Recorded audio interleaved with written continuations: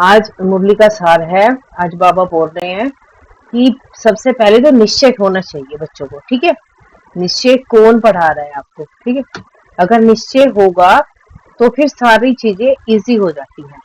अब जैसे एक बच्चा है, उसको खूब सारी, जो छोटा बच्चा है, बहुत सारी है वहां पे माताएं, लेकिन वो अपनी माता के पास ही जाता है। उसको निश्चय है ना, उसको पूछना थोड़ी पड़ता है मेरी माँ है या ये है दूसरी है।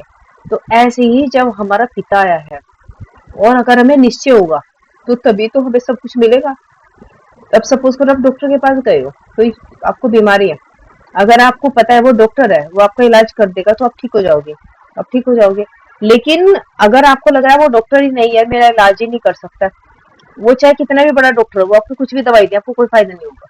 सबसे बड़ी चीज होती है निश्चय। तो आज बाबा बोल रहे निश्चित हो, ठीक है। पहले पहले ये जरूरी है। चलो, आज है 30 मई। सार है, मीठे बच्चे, तुम्हें पहला पहला निश्चय चाहिए। सबसे पहले क्या निश्चय चाहिए कि हमको पढ़ाने वाला स्वयं शांति का सागर है, सुख का सागर है।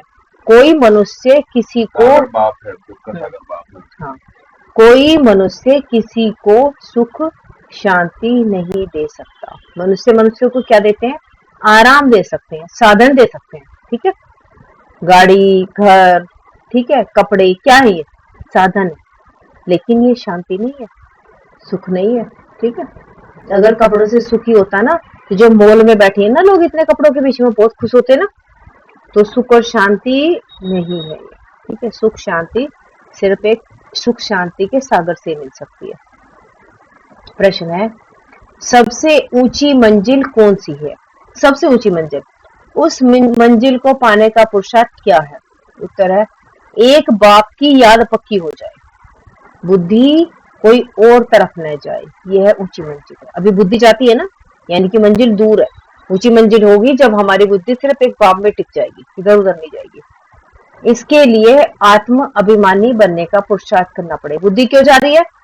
शरीरों में जा रही है ना, शरीरों के साधन, शरीरों के काम, शरीरों की जॉब, इसलिए बुद्धि भटक रही है। जब आत्म अभिमानी हो जाएंगे, शरीर को भूलेंगे, तो बुद्धि जाएगी, आत्मा की बुद्धि तो आत्मा जैसी चीज के पास जाएगी, परमात्मा के पास। जब तुम आत्म अभिमानी बन जाएंगे तो सब विकारी ख्यालात खत्म हो जाएंगे, ठीक है। बुद्धि का भटकना बंद हो जाएगा, देह की तरफ बिल्कुल दृष्टि न जाए, यह मंजिल है। इसके लिए आत्म अभिमानी भाव। हमारी मंजिल क्या है? कि शरीर को देखते हुए भी ना देखे, ठीक है, बुद्धि ना भटके हमारी किसी को भी देखकर, ये हमारी मंजिल है। ओम शांति। रूहानी बच्चों प्रति रूहानी बाप बैठ समझाते हैं। इनको ब्रह्मा बाबा को रूहानी बाप नहीं कहेंगे, वो तो हमारे जैसे हो गए ना, जिस्मानी बाप हो गए ना, तो उनको रूहानी बाप नहीं कहेंगे। आज के दिन को सदगुरुवार कहते हैं। सतगुरु, सत मतलब सच्चा, गुरु, सच्चा गुरु का वार कहते हैं। गुरुवार कहना भूल है, सतगुरुवार। गुरु लोग तो बहुत ढेर है, सतगुरु एक ही है। गुरु तो कितने हैं, लेकिन बिल्कुल सच्चा गुरु तो एक ही है। बहुत है जो अपने को गुरु भी कहते हैं, सतगुरु भी कहते हैं। अभी तुम बच्चे समझते हो गुरु और सतगुरु में तो फर्क है। सत अच्छा अथवा अर्थात ट्रूथ, सत्य एक ही निराकार बाप को कहा जाता है। किसको? एक बाप को, न कि मनुष्य को। क्योंकि मनुष्य कभी ना कभी कुछ किसी ना किसी सिचुएशन में झूठ बोल ही देते हैं। क्यों? क्योंकि परमात्मा को तो डर है नहीं। परमात्मा को तो ऐसा थोड़ी कि परमात्मा ने कोई पाप किया जो झूठ बोलना पड़े। मनुष्य झूठ क्यों बोलता है? तो जब कोई गलत काम करता है। अगर आपने सब सही काम किया तो आपको झूठ की जरूरत नहीं है, लेकिन जहां आपने कुछ गलत कर दिया तो आप झूठ बोलोगे, ठीक है। तो मनुष्य सत्य नहीं है, कहीं ना कहीं झूठ है। ज्ञान सागर तो एक ही बार आकर, सच्चा ज्ञान तो एक ही बार ज्ञान सागर बाप आकर देती है, ठीक है। मनुष्य को कभी सच्चा ज्ञान दे नहीं सकता, क्योंकि किसी मनुष्य के पास सच्चा ज्ञान है ही नहीं। जिनके पास जो होगा वही तो देगा। सच्चा है ही एक निराकार बाप, इसका नाम तो ब्रह्मा है। यह किसी को, इनका नाम तो ब्रह्मा है, यह किसी को ज्ञान दे न सके। ब्रह्मा में ज्ञान कुछ भी था नहीं। अभी तो कहेंगे इनमें सारा ज्ञान तो है ही नहीं। ठीक है, क्योंकि ब्रह्मा में तो था नहीं। संपूर्ण ज्ञान तो ज्ञान सागर परमपिता परमात्मा में ही है, वही तो दे रहे हैं ना ब्रह्मा पापा को भी। अभी ऐसा कोई मनुष्य है नहीं जो अपने को सदगुरु कहला सके। सदगुरु माना संपूर्ण, सतगुरु माना संपूर्ण सत्य। तुम जब सत बन जाएंगे तो फिर यह शरीर नहीं रहेगा। ठीक है, अभी सत्य नहीं बने, अभी झूठ है बीच बीच में, इसलिए शरीर है। जब सच्चे हो जाएंगे ना बिल्कुल, तब ये शरीर नहीं रहेगा। मनुष्य को कभी सतगुरु कह नहीं सकते। मनुष्य में तो पाई की भी ताकत नहीं है।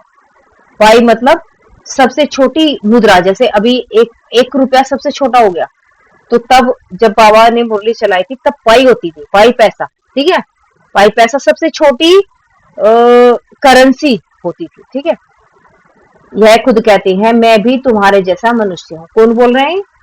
ब्रह्मा बाबा। ठीक है, इसमें ताकत की बात उठ नहीं सकती। यह तो बाप बताते हैं, न कि ब्रह्मा। यह ब्रह्मा भी उनसे पढ़कर फिर पढ़ाते हैं। तुम ब्रह्मा कुमार ब्रह्मा कुमारिया तुम ब्रह्मा कुमार कुमारिया कहलाने वाले भी परमपिता परमात्मा सतगुरु से पढ़ते हो। तुमको उनसे ताकत मिलती है। ठीक है, हमें ताकत मिलती है ना। ताकत का मतलब यह नहीं कि कोई को गुस्सा मारो जी गिर पड़े। बाबा ने इसलिए बोला कि कई बच्चे उल्टा ना ले ले कि भाई मेरे में तो ताकत आ गई, मैं किसी को भी मार सकता हूँ। तो बाबा बोले ताकत दूसरी आती है, शक्ति आती है, लेकिन ऐसे नहीं कि आपको शरीर में शक्ति आएगी अथवा आपकी आत्मा शक्तिशाली बनती है। नहीं, ये जो मारो गिर पड़े नहीं, यह है रूहानी ताकत जो रूहानी बाप द्वारा मिलती है। मतलब रूह को मिलती है, आत्मा को ताकत मिलती है। किससे? रूहानी बाप से। याद के बल से तुम शांति को पाते हो और पढ़ाई से तुमको सुख मिलता है। याद जब बाबा करेंगे तो शांति मिलेगी, और पढ़ेंगे, पढ़ने से हमें सुख मिल रहा है ना, तभी तो हम पढ़ रहे हैं ना। जैसे और टीचर्स तुमको पढ़ाती हैं वैसे बाप भी पढ़ाते हैं। यह भी पढ़ते हैं, स्टूडेंट है। कौन पढ़ते हैं? ब्रह्मा बाबा के लिए बोलते हैं। देहधारिया जो भी हैं वे सभी स्टूडेंट हैं। बाप को तो देह है नहीं, वह निराकार है, वही आकर पढ़ाते हैं। जैसे और स्टूडेंट पढ़ते हैं वैसे तुम भी पढ़ते हो, इसमें मेहनत की बात नहीं है। पढ़ने समय हमेशा ब्रह्मचर्य में रहते हैं। ठीक है, पहले जो पढ़ाई पढ़ाई करते थे ना, आश्रम में जाके होती थी, स्कूल कॉलेज नहीं होते थे, ब्रह्मचर्य में रहते थे। ब्रह्मचर्य में पढ़कर जब पूरा करते थे तब बाद में विकार में गिरते थे। जब उनकी पढ़ाई पूरी आ जाती होती थी फिर वो घर पे आते थे, फिर उनकी शादी करते थे। ठीक है, इस तरह से होती थी पहले पढ़ाई।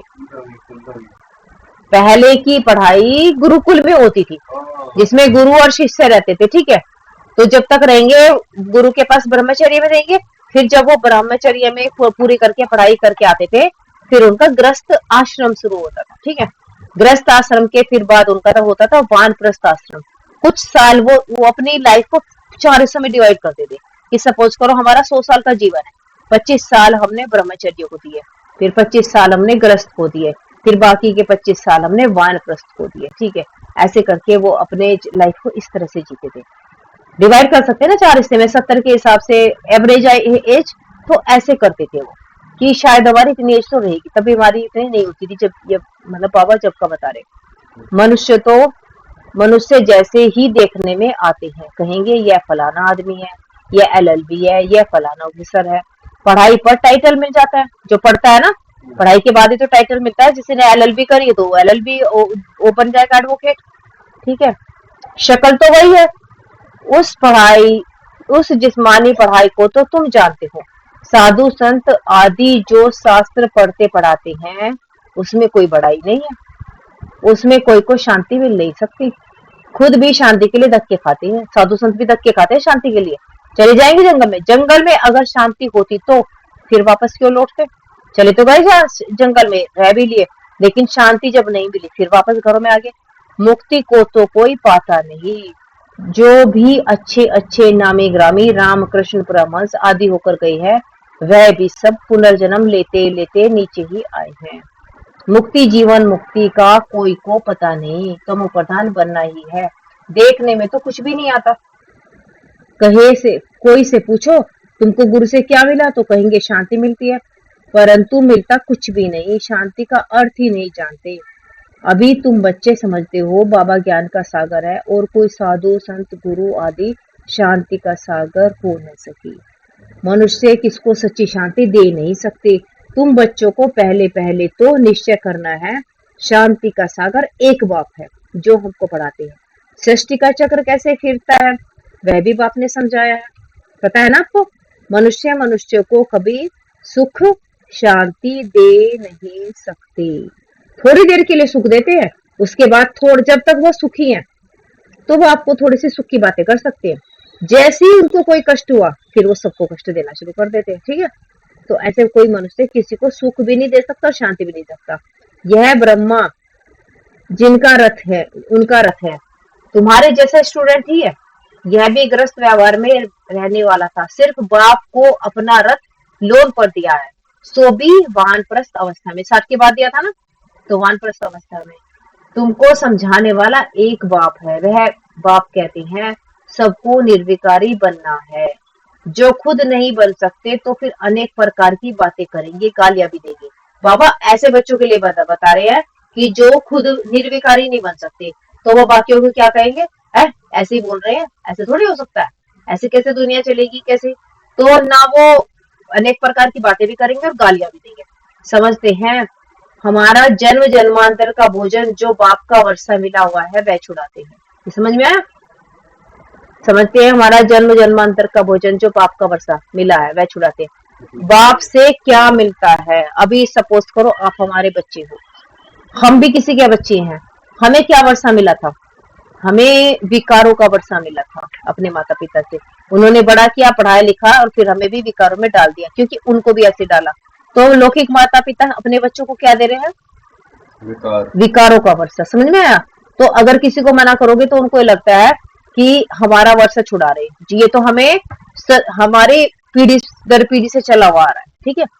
तो उनको बुरा लगता है ना कि क्यों छुड़ा रहे हो। जिसको बाबा नहीं समझ में आएगा, जो सतयुग की आत्मा नहीं होगी उसको नहीं समझ में आएगा। तो वो तो ये वो समझते हैं हमारा जन्म जन्मांतर का भोजन विकारी भोजन है ना, उनका गुस्सा उनका भोजन है, लोभ उनका भोजन है, मोह उनका भोजन है, ठीक है। तो जन्म जन्मांतर का भोजन जो बाप का वर्षा मिला है वह छुड़ाते हैं। अब छुड़ाते तो वह बेहद का बाप है बाबा। हाँ, अभी मतलब उनको लग रहा है ब्रह्मा बाबा छुड़ा रहे हैं, तो ब्रह्मा बाबा बोल रहे हैं अब छुड़ाते तो वह बेहद का बाप है ना, इनको भी उसने छुड़ाया। समझ में आ गया ना, किनको छुड़ाया, ब्रह्मा बाबा को, है ना। बच्चों को भी बचाने की कोशिश की ब्रह्मा बाबा ने, अपने बच्चों को भी, जो उनके अपने लौकिक बच्चे थे ना, जब उनको पता चला उनको भी बचाने की कोशिश की। जो निकल सके उनको निकाला। अब उनके कुछ बच्चे तो ज्ञान में आ गए, सब नहीं आए। अब तुम बच्चों की बुद्धि में है कि हमको पढ़ाने वाला कोई मनुष्य नहीं है। सर्वशक्तिमान एक ही निराकार बाप को कहा जाता है और किसको नहीं कहा जाता। वही तुमको नॉलेज दे रहे हैं, बाप ही तुमको समझाते हैं। यह विकार तुम्हारा सबसे बड़ा दुश्मन है, इनको छोड़ो। नहीं तो फिर जो नहीं छोड़ सकते वे कितना झगड़ा करते हैं। माताएं भी कोई कोई ऐसी निकल पड़ती हैं जो विकार के लिए बड़ा हंगामा करती हैं। माताएं का एग्जाम्पल है सूर्पणखा, जो रावण की बहन भक्ति में है ना। सूर्पणखा लक्ष्मण को पसंद करने लगी थी, राम को पसंद करने लगी थी कि मुझे शादी करनी है। तो बाबा एग्जाम्पल बता रहे हैं कि कुछ कुछ स्त्रियां भी ऐसी होती हैं जो विकार के लिए झगड़ा करती हैं। अभी तुम हो संगम, जो रामायण में सूर्पणखा थी ना, तो असली में बाबा एक कहानी बता रहा है कि ऐसे कहानियों में भी बताया है कुछ कुछ होती है, कुछ कुछ स्त्रियां भी झगड़ा करती हैं। अभी लड़कियां भी तो कर रही है ना, दोस्ती करती है फिर छोड़ती हैं। समझ आ रहा है ना आपको, एक जैसे थोड़े ही है, ऐसा थोड़े ही कि सब जगह लड़कियां परेशान कर रही है। कई बार लड़कियां भी तो परेशान कर रही है ना। तो बाबा उनके लिए बोला कि अब सब तरह की आत्माएं हैं। अभी तुम संगम युग पर हो, यह भी कोई नहीं जानते कि यह पुरुषोत्तम संगम युग है। बाप कितना अच्छी रीति समझाते हैं। बहुत हैं जिनको निश्चय है, कोई को सेमी निश्चय है, कोई को 100%, कोई को 10% भी है। समझ में आ गई। अब भगवान श्रीमत देते हैं, बच्चे मुझे याद करो। यह है बाप का बड़ा फरमान। फरमान मतलब ऑर्डर, मुझे याद करो। निश्चय हो तब तो उस फरमान पर चले ना। बाप कहते हैं मेरे मीठे बच्चों, तुम अपने को आत्मा समझ बाप को याद करो, इनको याद नहीं करना है। मैं नहीं कहता, ठीक है। किनको याद नहीं करना, ब्रह्मा को। मैं नहीं कहता, बाबा मेरे द्वारा तुमको कहते हैं। ब्रह्मा बाबा बोल रहे हैं ना, ये जो बातें जो बोल रहे हैं, मैं नहीं कहता, मेरे द्वारा बाबा तुमको बोलते हैं। जैसे वो बीच में ये तो बोलता बीच बीच में ब्रह्मा बाबा भी बोलते थे। है ये बाप दादा मिलन है। हाँ, नहीं बाप दादा मिलन नहीं है, लेकिन ब्रह्मा बाबा को भी पता रहता था, ब्रह्मा बाबा भी बोलते थे बीच बीच में, शिव बाबा बोलते थे, ब्रह्मा बाबा, क्योंकि शिव बाबा को तो पता है ना कि कितना मुझे बोलना है, जब वो नहीं बोलेंगे तो ब्रह्मा बाबा बोल लेते थे, तो दोनों बोल रहे, लेकिन पता चल जाता था कि अब ब्रह्मा बाबा की आत्मा बोल रही है, अब शिव बाबा की आत्मा बोल रही है, पता चलता था। लाइट बंद हो जाती थी। वो लाइट के किसी को दिखती थी, वो तो सिर्फ उन्हीं बच्चों को दिखती थी जो बहुत पवित्र थे, सबको नहीं दिखती थी, सबको तो समझ ही आता था।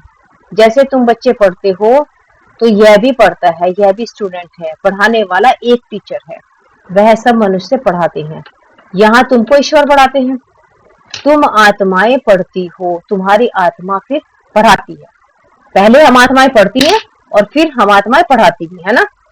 इसमें बहुत आत्म अभिमानी बनना है, बैरिस्टर इंजीनियर आत्मा ही बनती है ना, शरीर थोड़े बनेगा। आत्मा को अब देह अभिमान आ गया, आत्म अभिमानी के बदले देह अभिमानी बन पड़े। अब आत्म अभिमानी हो तब विकारी नहीं कहला सकते, जब आत्म अभिमानी हो तब विकारी नहीं कहला सकते, ठीक है। आत्मा समझने लगेंगे ना तो विकार तो खत्म ही हो जाएगा, समझ में आ गया। उनको कभी विकारी ख्यालात भी नहीं आ सकता जब हम आत्म अभिमानी हो जाएंगे। देह अभिमान से ही विकारी ख्याल आते हैं, जब शरीर देखते हैं ना तो शरीर के ख्यालात शरीर से ही आते हैं, फिर विकार की ही दृष्टि से देखते हैं, देवताओं की विकारी दृष्टि कभी हो नहीं सकती, ठीक है। ज्ञान से फिर दृष्टि बदल जाती है। सतयुग में ऐसे थोड़ी प्यार करेंगे, डांस करेंगे, वहां प्यार करेंगे परंतु विकार की बांस नहीं होगी, बांस मतलब बदबू, जैसे यहाँ डांस करते हैं ना, विकारी होके डांस करते हैं ना यहाँ, लेकिन सतयुग में भी डांस करेंगे, प्यार भी करेंगे एक दूसरे को, लेकिन विकार का बांस नहीं होगी, बदबू वाला विकार वाला नहीं होगा। जन्म जन्मांतर विकार में गए हैं तो वह नशा उतरना, यह नशा बहुत मुश्किल उतरता है। बाप निर्विकारी बनाते हैं तो कई बच्चियां बिल्कुल मजबूत हो जाती हैं। बस हमको तो पूरा निर्विकारी बनना है, हम अकेले थे, अकेले ही जाना है। उनको कोई टच करेगा तो अच्छा नहीं लगेगा, कहेंगे यह हमको हाथ क्यों लगाते हैं, इनमें विकारी बास है, विकारी हमको टच भी ना कर सके। कुछ बहनों के बारे में बता रहे बाबा, इस मंजिल पर पहुंचना है, देह तरफ बिल्कुल दृष्टि न रहे, यह कर्मातीत अवस्था अभी बनानी है। अभी तक ऐसा नहीं है, सिर्फ आत्मा को ही देखते रहते हैं, अभी तक ऐसा नहीं है कि सिर्फ आत्मा को ही देखते हैं, मंजिल है, अभी तक ऐसे हुए नहीं है जो सिर्फ आत्मा को देखे, अभी देखते हैं शरीर को, मंजिल है। बाप हमेशा कहते रहते हैं बच्चे अपने को आत्मा समझो, यह शरीर दुम है जिससे तुम पाठ बजाते, दुम बोलते हैं पूंछ को, ठीक है, दुम है एक तरह से हमारे साथ चिपका हुआ है। कई कहते हैं इसमें शक्ति है, परंतु शक्ति की कोई बात ही नहीं। अगर शरीर में शक्ति होती तो जब आत्मा निकल जाती है तो शरीर की शक्ति कहाँ गई भाई, चला लेना शरीर को, नहीं चला सकता ना, तो शक्ति किसमें है, आत्मा में है ना, शरीर में तो है नहीं। लेकिन लोगों को क्या लगता, शरीर को खिलाते रहते हैं, शरीर को संभालते रहते हैं कि शरीर में ही शक्ति है, जबकि सारी शक्ति आत्मा में है। अब जैसे एक गाड़ी है बहुत बढ़िया है, लेकिन इंजन निकाल दो उसका, चल जाएगी वो तो वैसी गाड़ी होगी, और उसे फिर भी चलाने वाले तो ड्राइवर तो चाहिए ही, ठीक है। परंतु शक्ति की कोई बात नहीं, यह तो पढ़ाई है, जैसे और भी पढ़ाते हैं यह भी पढ़ते हैं, जैसे और भी पढ़ते हैं यह भी पढ़ते हैं। कौन और, मतलब सारे बच्चे, और दूसरे कौन, ब्रह्मा बाबा के लिए, ठीक है। प्योरिटी के लिए कितना माथा मारना पड़ता है, बड़ी मेहनत है, इसलिए बाप कहते हैं एक तो को आत्मा ही देखो। सतयुग में भी तुम आत्म अभिमानी रहते हो, अगर यहाँ प्रैक्टिस नहीं करेंगे तो सतयुग में नहीं जाएंगे, क्योंकि सतयुग में पूरा ही सतयुग आत्म अभिमानी होकर रहेंगे। शादी भी होंगी, बच्चे भी होंगे, लेकिन योग बल से, विकारी दृष्टि नहीं रखेंगे, ठीक है। अब जैसे आप घर में हो, लड़की तो यहाँ पे भी है, आपकी माता है, आपकी बहन है, विकारी दृष्टि तो नहीं जाती, ठीक है, दूसरी लड़कियों की तरफ भी नहीं जाएगी जब आप और दूसरों को आत्मा समझोगे, ठीक है। वहां तो रावण राज्य ही नहीं, विकार की बात ही नहीं, वहां रावण राज्य में, यहाँ रावण राज्य में सब विकारी है, इसलिए बाप आकर निर्विकारी बनाते हैं, नहीं बनेंगे तो सजा खानी पड़ेगी, ठीक है। बाबा ने बोल दिया, या तो प्यार से बन जाओ, नहीं तो बनना तो पड़ेगा, सजा खा के बनो, क्योंकि ऊपर तो सबको जाना है, ऊपर भिखारी तो कोई जा नहीं सकते, तो सजा खा के बनो या प्यार से बनो। आत्मा पवित्र बनने बिगर ऊपर जा न सके, ठीक है। हिसाब किताब चुकतू करना पड़ता है, फिर भी पद कम हो पड़ता है। देखो कितनी मुश्किल है, अगर विकार में रहोगे तो सजा भी मिलेगी, ठीक है, ऊपर तो जाना ही है, हिसाब किताब भी चुकतू करने सजा के द्वारा, और पद भी कुछ नहीं मिलेगा। क्यों? क्योंकि जबरदस्ती प्योर बने हो। पद किस में है? पद किस में है? पढ़ाई में, क्योंकि उन्होंने बाबा के ज्ञान को तो नहीं पढ़ा, सिर्फ अपने हिसाब किताब चुकतू किए, है ना। बाबा के ज्ञान को पढ़ के अभी कोई, अब जैसे तुम ऐसा समझते हो तुम्हारे कॉलेज में, आईआईटी में झाड़ू पोछा लगाने वाले भी तो हैं, पद तो उनका कुछ भी नहीं है, जरूर वहां, लेकिन पद क्या है उनका।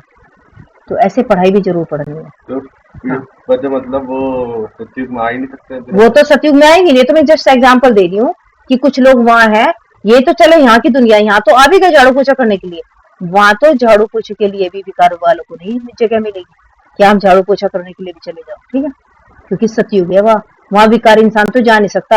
और आपको सजा खा के भी निर्विकार तभी बनना पड़ेगा, क्योंकि विकारी तो परम धाम में भी नहीं जा सकते, ठीक है।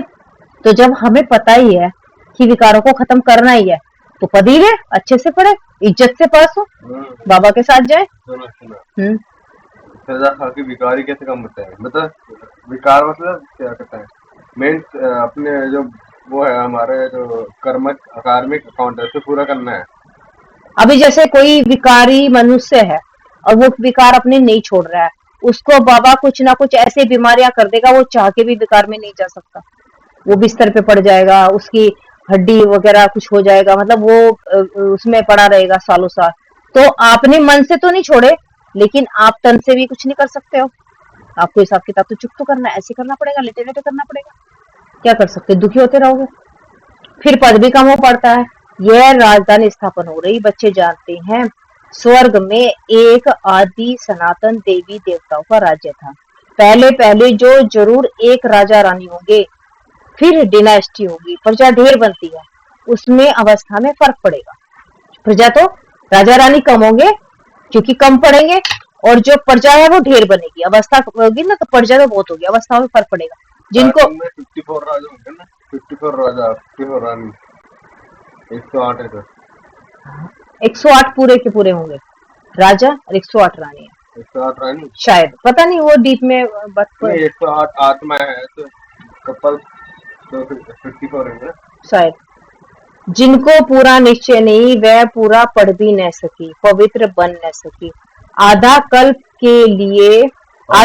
के पतित एक जन्म में 21 जन्मों के लिए पावन बने। अब सोचो कितनी पढ़ाई करनी है, यहाँ 1 साल 4 साल की इंजीनियरिंग में आपको कितनी पढ़ाई पढ़नी है, कितनी मेहनत करनी पड़ रही है, वो हमें कितनी पढ़ाई पढ़नी है, आधा कल्प से जो हम गंदगी में गए हैं, उस गंदगी को क्लीन करके और 21 जन्मों के लिए पावन बनना है। मतलब वो जो हमने 63 जन्मों के जो गंदे संस्कार थे उनको भी खत्म करना है, और 21 जन्म के लिए अच्छे संस्कार भी बनना है।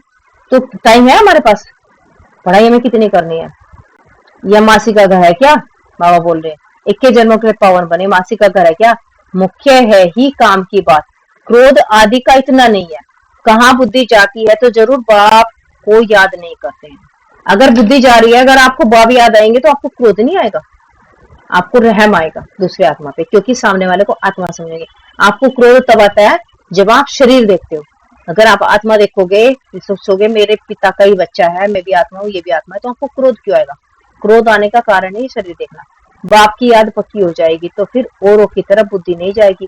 बहुत ऊंची मंजिल है, पवित्रता की बात सुनकर आग में जल मरते हैं, मतलब गुस्से में, आग में जल मरना गुस्से में। कहते हैं यह बात तो कभी कोई ने नहीं कही, कोई शास्त्र में है नहीं, बड़ा मुश्किल समझते हैं। यह तो है ही निवृत्ति मार्ग का धर्म अलग, उनको तो पुनर्जन्म ले फिर संन्यास धर्म में जाना ही है। ये ऐसे जी, ये जो निवृत्ति मार्ग वाले जो घर बार छोड़कर निकल जाते हैं, ठीक है, पवित्र तो नहीं रह सकते इसलिए घर बार छोड़ के चले जाते हैं, उनका अलग है, वो फिर बार बार जाएंगे, संन्यास धर्म में जाएंगे, वही संस्कार ले जाते हैं। तुमको तो घर बार छोड़ना नहीं है, बाबा ने बोला तुम्हें घर में ही रहना, सबके साथ रहना है, मन बुद्धि से छोड़ना है, ठीक है, ऐसे नहीं छोड़ना। समझाया जाता है बल घर में रहो, उन्हों को भी समझाओ। अब है संगम युग, पवित्र बनने बिगड़ सतयुग में देवता बन नहीं सकेंगे। थोड़ा भी ज्ञान सुनते हैं तो प्रजा बनती जाती है, प्रजा तो ढेर होती है। सतयुग में वजीर भी नहीं होते क्योंकि बाप संपूर्ण ज्ञानी बना देता है। वजीर मतलब मिनिस्टर्स, एक भी मिनिस्टर नहीं हुआ। जहां मिनिस्टर क्यों रखते हैं? सलाह के लिए, ठीक है। वजीर आदि चाहिए अज्ञानियों को, जिनको ज्ञान नहीं है उनको चाहिए वजीर। इस समय देखो, एक दो को मारते कैसे हैं, दुश्मनी का स्वभाव कितना कड़ा है। अगर किसी को मिनिस्ट्री का पद नहीं मिलता तो मार भी देते हैं ना। अभी तुम समझते हो हम यह पुराना शरीर छोड़ जाकर दूसरा लेते हैं, कोई बड़ी बात है क्या? वह दुख से मरते हैं, तुमको सुख से बाप की याद में जाना है, ठीक है। वो कैसे मरेंगे? जो बाबा को याद नहीं करा दुख से मरेंगे, और हमें सुख से याद करना है बाबा। बाबा की याद से कितना सुख मिलता है, और ऐसे ही बाबा को याद करते करते बाबा के साथ चले भी जाएंगे। जितना मुझ बाप को याद करेंगे और सब भूल जाएंगे, कोई भी याद नहीं देगा। परंतु यह अवस्था तब हो जब पक्का निश्चय हो। निश्चय नहीं तो याद भी ठहर नहीं सकती। नाम मात्र कहते हैं, निश्चय तो है नहीं, तो याद काहे को करेंगे? सबको एक जैसा निश्चय तो नहीं है ना। माया निश्चय से हटा देती है, जैसे के वैसे बन जाते हैं। पहले पहले तो निश्चय चाहिए बाप में। संशय रहेगा क्या कि यह बाप नहीं है। बाप का ज्ञान, बेहद का बाप ही ज्ञान देते हैं। यह तो कहता है मैं सृष्टि के रचयिता और रचना को नहीं जानता था। कौन कहता है? ब्रह्मा बाबा। मेरे को कोई सुनाएगा? मैंने 12 गुरु किए, उन सबको छोड़ना पड़ा। ब्रह्मा बाबा ने 12 गुरु किए थे, ठीक है। गुरु ने तो ज्ञान नहीं दिया। वो सोचते थे कि मुझे मुक्ति, जीवन मुक्ति का ज्ञान, भगवान का ज्ञान सच्चा गुरु देंगे। पूरा ज्ञान शिव बाबा नहीं सुनाते थे हमेशा। शिव बाबा, उन्होंने 12 गुरु किए, लेकिन उनको संतुष्टता नहीं होती। जबकि मुरली सुनाते थे, पूरा ज्ञान शिव बाबा नहीं सुनाते। हाँ हाँ, बीच बीच में बस उनको बुलाते थे ताकि बच्चों को निश्चय रहे कि अगर उन सबको यही लगता था कि क्या पता ब्रह्मा ही बोलते हैं, तो इसलिए बाबा बोलते थे। कई बार ब्रह्मा बोलते थे, कई बार शिव बाबा, की निश्चय हो जाए कि ब्रह्मा के शरीर में शिव बाबा है। अब अगर एक ही बोलेगा तो आपको ऐसा नहीं लगेगा ना, क्या पता ये बोल रहा हो, झूठ बोल रहा हो। लेकिन जब दोनों अलग अलग बोलेंगे तो समझ में आएगा ना कि ये ब्रह्मा बाबा बोल रहे हैं, शिव बाबा बोल रहे हैं, ठीक है। सदगुरु ने अचानक आकर प्रवेश किया। गुरु ने तो ज्ञान नहीं दिया। जो बाबा ने गुरु किए थे ना, ब्रह्मा बाबा ने 12, सदगुरु ने अचानक आकर प्रवेश किया। समझा पता नहीं क्या होना है। गीता में है भी ना, अर्जुन को साक्षात्कार कराया। गीता में भी लिखा है ना, अर्जुन को साक्षात्कार कराया। अर्जुन की बात है नहीं, यह तो रथ है ना। यह भी पहले गीता पढ़ता था। कौन पढ़ते थे? ब्रह्मा बाबा। बाप ने प्रवेश किया, साक्षात्कार कराया कि यह तो ज्ञान, बाप ही ज्ञान देने वाला है, तो इस गीता को छोड़ दिया। बाप है ज्ञान का सागर, हमको तो वही बताएगा ना। गीता है माई बाप। गीता हिंदुओं में सबसे बड़ा शास्त्र है, इसलिए उसमें भी जब उसमें कोर्ट में कुछ होता है ना, कसम खिलाते हैं ना, गीता पे हाथ रख के कसम खाओ। जैसे जो मुस्लिम होते हैं कुरान पे हाथ रखते हैं, और हिंदू रखते हैं गीता पे। मतलब गीता पे अगर झूठ बोल रहे तो कभी असर नहीं पड़ेगा। नहीं, झूठ असर नहीं पड़ेगा। मतलब कम से कम जब ये सबसे सच्ची गीता मानी जाती है, कम से कम इस पे तो हाथ रख के कसम सच्ची खाएगा, ये लगता है हमको कि शायद झूठ ना बोले।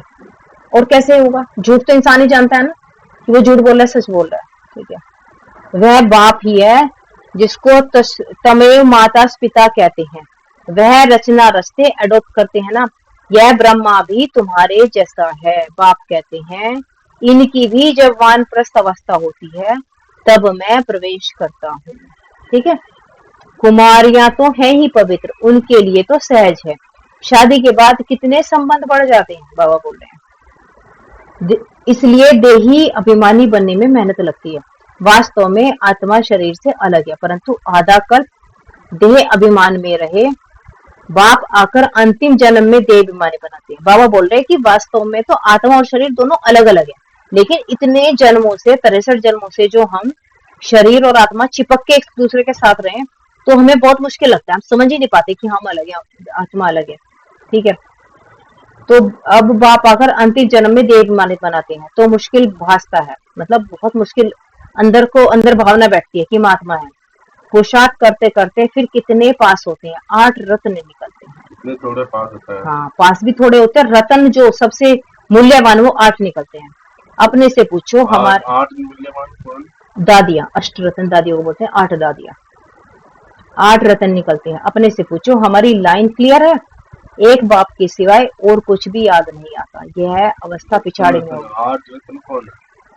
8 दादियां हैं, दादी गुलजार, दादी रतन मोहिनी, दादी हृदय मोहिनी, दादी पुष्प शांता, दादी ब्रजेंद्रा, दादी रतन मोहिनी। तो 108 में से ये कंफर्म है? ये 8 का तो कंफर्म है, तभी बाबा ने उसके बताया। बाद 108 होगा। उसके बाद 108 होगा। ठीक है। अच्छा, यह अवस्था पिछाड़ी में होगी। आत्म अभिमानी में बनने में मेहनत है। अच्छा, मीठे मीठे सिकलते बच्चों प्रति माता पिता बाप दादा का याद किया और गुड मॉर्निंग। रूहानी बाप की रूहानी बच्चों को नमस्ते। हम रूहानी बच्चों की रूहानी बाप को नमस्ते बाबा नमस्ते। धारणा के लिए मुख्य सार, ज्ञान से अपनी दृष्टि का परिवर्तन करना है। किसका? दृष्टि, देखने का। आत्म अभिमानी बन विकारी ख्यालात समाप्त करने। किसी भी विकार की बांस न रहे, दे तरफ बिल्कुल दृष्टि न जाए। बांस किसको बोलते हैं? स्मेल, ठीक है, स्मेल ना, विकारों की भी स्मेल होती है ना। दे तरफ बिल्कुल दृष्टि न जाए। नंबर 2, बेहद का बाप ही हमें पढ़ाते हैं, ऐसा पक्का निश्चय हो तब याद मजबूत होगी। ठीक है, ध्यान रहे माया निश्चय से जरा भी हिला न सके, हिला न दे। वरदान, सेवा भाव से सेवा करते हुए आगे बढ़ने और बढ़ाने वाले निर्विघ्न सेवाधारी भाव। सेवा भाव आपकी क्या होनी चाहिए? किसी को भी ज्ञान समझाओ तो सेवा होनी चाहिए। सेवा भाव सफलता दिलाता है। सेवा में अगर अहम भाव आ गया तो, कि मैं कर रहा हूं, देखो मैंने इसको बढ़ा दिया, मैंने इसको आगे कर दिया, मैंने इसको ज्ञान समझा दिया, तो ये अहम होगा, उसका हमें फल नहीं मिलेगा। सेवा में अगर अहम भाव आ गया तो उसको सेवा और नहीं कहेंगे। किसी भी सेवा में अगर अहम भाव मिक्स होता है तो मेहनत भी ज्यादा लगती है, समय भी ज्यादा लगता है और स्वयं की संतुष्टि भी नहीं होती। सेवा भाव वाले बच्चे स्वयं भी आगे बढ़ते और दूसरों को भी आगे बढ़ाते हैं। ठीक है, जो सेवा की भावना होगी वो खुद भी आगे बढ़ेंगे, दूसरों को बढ़ाएंगे। वे सदा उड़ती कला का अनुभव करते हैं। उनकी उमंग उत्साह स्वयं को निश्चय बनाता है और दूसरों का कल्याण करता है, निर्विघ्न बनाता है। उनका उमंग उत्साह यानी कि आपका उमंग उत्साह भी रहेगा और आपके रास्ते में कोई विघ्न नहीं आएंगे। ठीक है, और दूसरों का भी कल्याण होगा। स्लोगन, ज्ञानी तो आत्मा वह है जो महीन और आकर्षण करने वाले धागों से भी मुक्त है। महीन धागे कौन है और आकर्षण करने वाले धागे कौन होते हैं? महीन धागे हैं दोस्ती का धागा, ठीक है, और रिश्तेदारी का धागा। और आकर्षण करने वाले धागे, टीवी का धागा, लैपटॉप का धागा, फोन का धागा, ये अट्रैक्ट करते हैं चीजें, है ना। समझ में आ गया? वो है ज्ञान। अगर आपको ज्ञान होगा तो आप दोनों तरह के धागों से मुक्त हो जाओगे, आकर्षण वाले भी और महीन जो दिखते नहीं है लेकिन है धागे। ठीक है, ओम शांति।